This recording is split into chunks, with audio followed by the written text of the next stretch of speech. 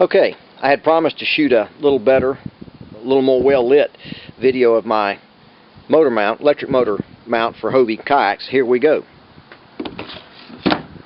Installed. It's locked in this way or that way. It's not going to come out. Under power, it will not climb out, and here's why. The length of this fitting and this fitting, as well as the geometry of the pieces, is critical. If you're off by a couple of degrees or 1/8 of an inch, it's not going to work. But if you get it right, it'll work perfectly. Here's why. The center line of this tube is set just below the center line of the hole by maybe 3/16 of an inch. There's no need to go much lower than that, but you don't want to go any closer. This means that under power, the only way this can climb out, the motor has to pull this piece up over a wider section. This piece has to move outwards in order to get by that wider section. But it can't do that. And here's why. This distance has already been set for this particular hole. It can't move this way. So it stays in place unless you choose to lift it out. And it doesn't take much by hand to lift straight up and pull it out. The motor, however, will not climb out. Now here's a couple of things. The rod holders on all Hobie kayaks are the same. The holes themselves are not. Some are a little wider this way or narrower, some are a little deeper, shallower. So this particular unit won't fit every Hobie boat, unless if you move to, I think it's Schedule 80, but there are some other types of plastic tubing that have threaded fittings here and here. As soon as you do that, you have the ability to turn the fittings to lengthen or shorten them, and now you have a piece that will fit any Hobie kayak.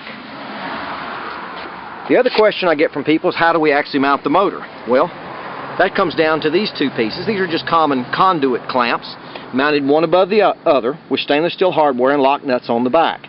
They will not turn. The motor can be adjusted up and down. You can can it one way or the other, depending on what you need to do to get the boat to track straight. But at any rate, these don't require a lot of tension on the screws. Just snug them up. They can't turn because, again, we've got one stacked on top of the other. A couple of other things. The back of the tube should be open. We don't want this sealed. We don't want an air chamber here that would cause this to try and float. We don't want that to happen. One of the fellows on the Hobie forum brought up a good point. He wanted to know what happened if the motor were to hit something, if you collided with something, the bottom or an obstruction, and how much force it would put on the hull, any possible damage, that sort of thing. I don't think you're going to hurt anything with the amount of power and speed we're talking about. However, if you did want to have a kick-up feature, it would become a simple matter of simply not adhering these parts, or at least one of them, and boring a hole straight through this side to this side, running a threaded rod through here with a lock nut on one end, a washer, a coil spring, and a wing nut on the other, which would allow you to set tension. Then if you did hit something, at some predetermined point, it would overcome the tension and therefore the friction between the pieces, and this would simply kick up out of the way. Just an idea you may want to consider. Here's the motor in place on the boat. Removing or installing it, again, simple matter. Lift it out to remove it, drop it in to install it. No bolts, screws, straps, or tape required. It's not going to come out. The geometry of this piece, the weight of the motor, ensures that it stays in place even at high speed in rough conditions. It won't come out.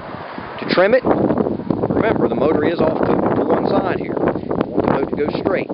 You may have to dial in a couple of degrees towards the center of the boat, and you may want to slide your battery over just a hair, an inch or two off center, to allow for the weight of the motor. Let's take a look at the actual mounting. These are the conduit clamps again.